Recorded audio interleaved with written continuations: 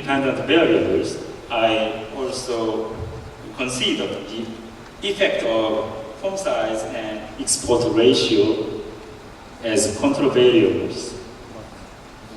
In here, form size is a proxy variable for business resources in firms, and export ratio is a proxy variable for internationalization of SMEs. The following 5 minutes, Professor. Sorry. The following is the explanation about sampling my research. I conducted a survey for exporting SMEs in Korea. Finally, I was able to collect 221 samples, and I used them in my analysis. Okay, this is sample characteristics, form size, and this is also same forms internationalization. You can this distribution of forms. For survey, I developed questionnaire items for each construct based on the previous researches. Please refer to your handout. I'm sorry. Okay.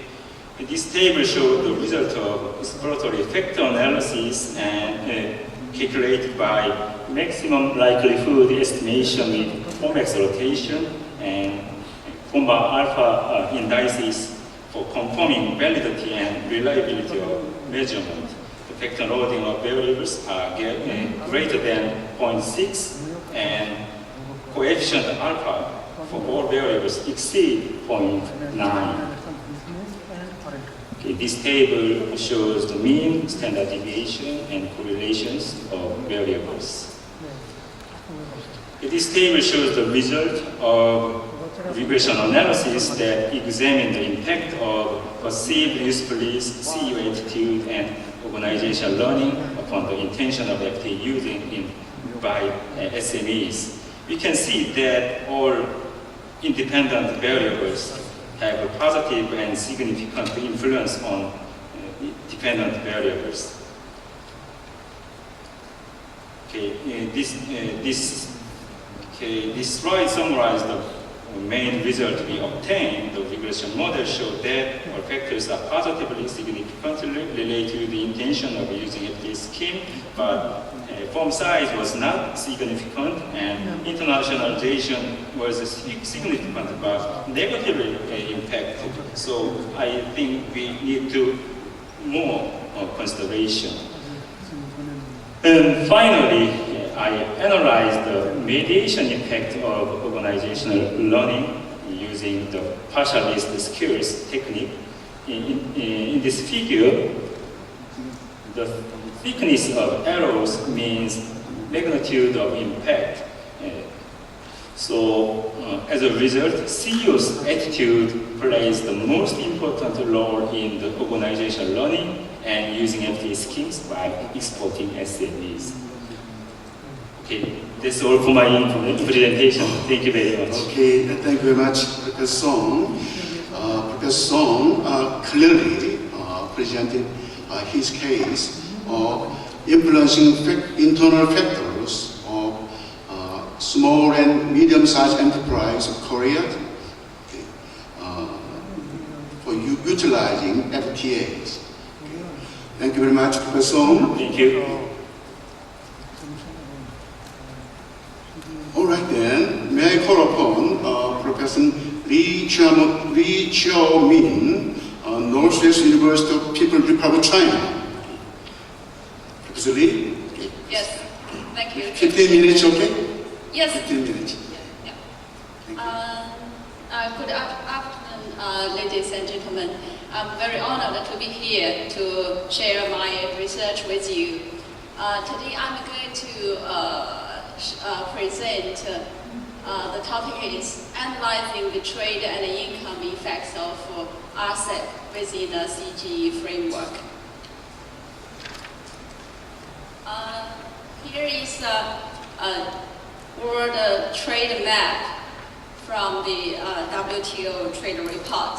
We can see there are three hubs in the world trade. And we know there are NAFTA in North America and EU in Europe, but in the third hub in Asia, we still haven't seen such a regional free trade agreement. And I hope the RCEP stands for Regional Comprehensive Economic Partnership, which could be the NAFTA or EU in Asia. RCEP is an under-negotiating free trade agreement among ASEAN and its 6 FTA partners, including China, Japan, Korea, India, Australia, New Zealand, all these big economies. So it is a kind of mega free trade agreement once it is completed.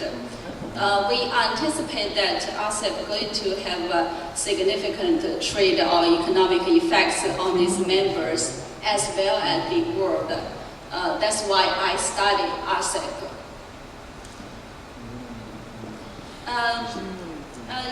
I think most of you know that RCEP used to be parallel with the TPP, but now, since the US withdrew from TPP, some people start wondering whether we still need RCEP. Have this kind of doubts.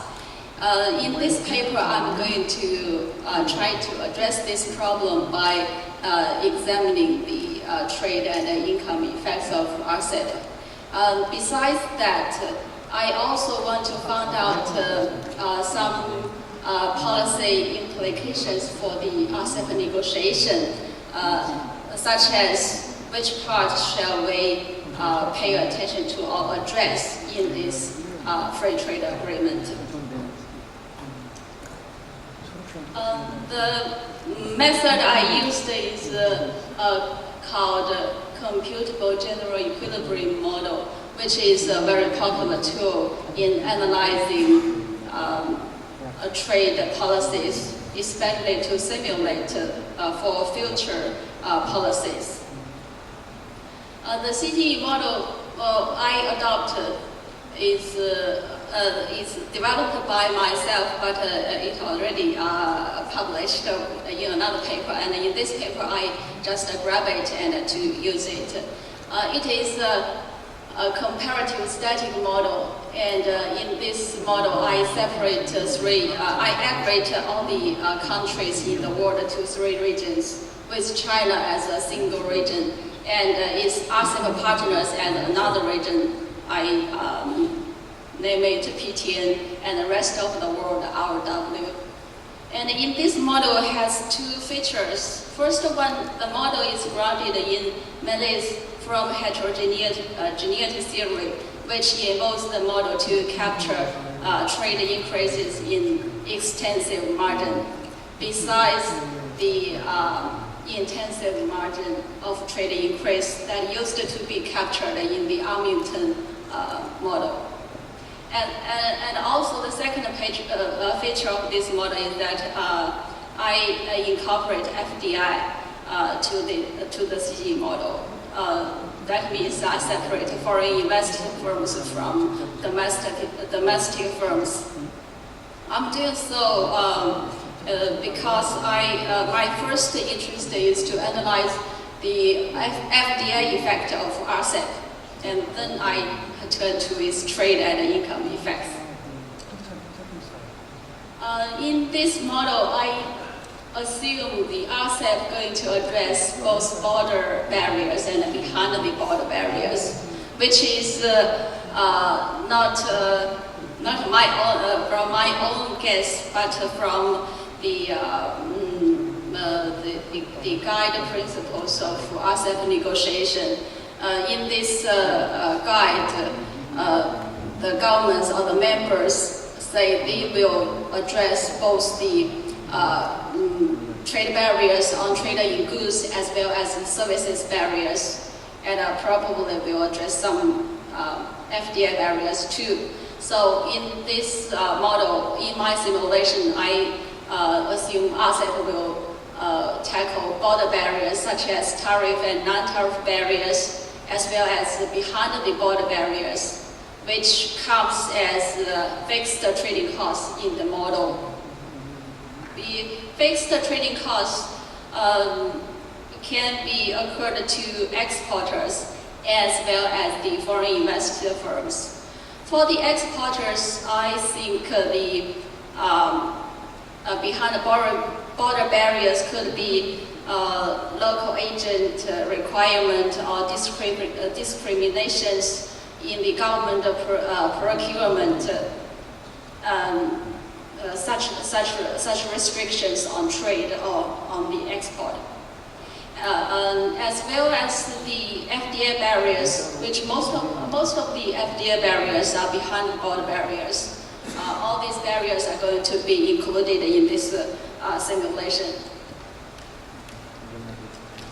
So in my study, I conducted 4 simulations.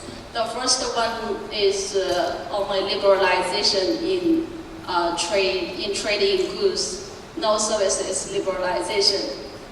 In this one, I assume the RCEP will tackle the tariff barriers by reduce the tariffs by 95%, and the non-tariff barriers on trading goods will also be reduced to the average of Japan and Korea. I choose the average of Japan and Korea because this stands for the middle level of non-tariff barriers in all the RCEP members. In the second scenario, it is based on scenario 1, and then I add services liberalization. In this scenario, China is assumed to take a small step services liberalization because based on the data of China's services barrier, it is quite high. So if we ask China to reduce its service barriers to the same level as the average of Japan and Korea, it will be quite big commitment for China. So I simulate with a little bit conservative scenario. And then in scenario 3, I assume China will take a big step services liberalization. That is to the same level as all the other RCEP members. And in scenario 4, we add reductions in behind the border barriers, such as the fixed trading costs faced by exporters and foreign invested firms will be reduced. Here's the results. This is for the trade result. The graph shows that all the 3 regions, China, its partners, and ROW, will all see trade increase after RCEP established. But China and PTN see a very significant trade increase in all the 4 scenarios. ROW is negative. This is natural because China and PTN liberalized open their market for each other.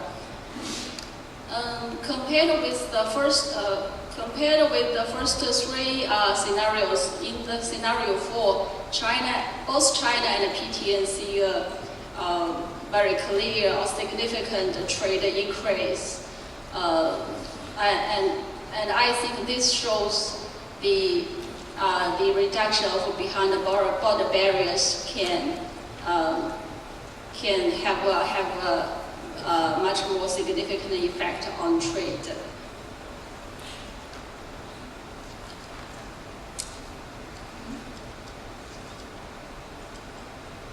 And this table 1 shows the income effect on China. In this model, I have 3 factors: capital, labor, and land. Labor is the wage becomes the numerator, so we look at the investment income relative to labor income to show the income effect on China. In this table, I separate sectors. the investment income from sectors. There are 5 sectors. A for agriculture, M1 and M2 are 2 manufacturing sectors and 2 services sectors. From this table, we could see that the Chinese capital owners will will have an investment income increase from its domestic investment, especially from agriculture, investment in agriculture and M1. M1 stands for the electrical and electronics equipments, these 2 sectors. As also the Chinese investors will increase income from their FDI investment in its partner countries in all these sectors.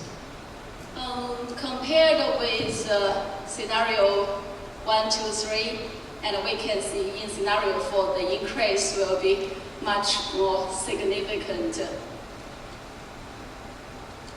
In the ROW market, in the rest of the world, the investment income will be reduced. That is because of investment dimension or trade dimension effects, which mean the ROW market becomes a little bit hurt by RCEP.